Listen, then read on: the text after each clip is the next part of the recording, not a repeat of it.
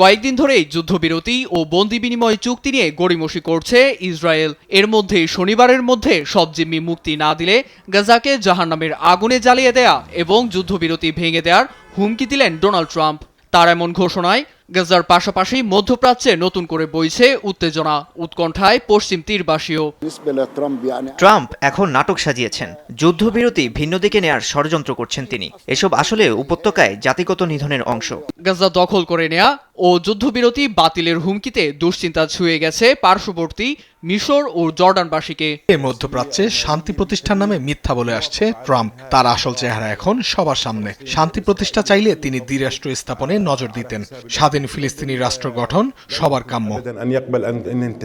যুদ্ধবিরতি ও বন্দি বিনিময়ে চুক্তি রক্ষায় প্রতিশ্রুতিবদ্ধ বলে জানিয়েছে হামাস। কিন্তু জিম্মি মুক্তিতে বিলম্বে হামাসের ঘোষণায় গাজায় সর্বশক্তি দিয়ে হামলার ইঙ্গিত দিয়েছেন ইসরায়েলি প্রধানমন্ত্রী নেতানিয়াহু। এ নিয়ে নিন্দার ঝড় বইছে আরব বিশ্বে। তুর্কি প্রেসিডেন্ট এরদোয়ানের দাবি, গাজায় যুদ্ধবিরতি চুক্তি রক্ষায় ব্যর্থ নেতানিয়াহু। শান্তিপূর্ণ সমাধানে মার্কিন প্রেসিডেন্ট ডোনাল্ড ট্রাম্পের সঙ্গে ওয়াশিংটনে মঙ্গলবার বৈঠকে বসছেন জর্ডানের বাদশাহ আবদুল্লাহ। তবে ট্রাম্পকে তার অবস্থান থেকে ফেরাতে পারবেন কিনা এ নিয়ে চলছে আলোচনা।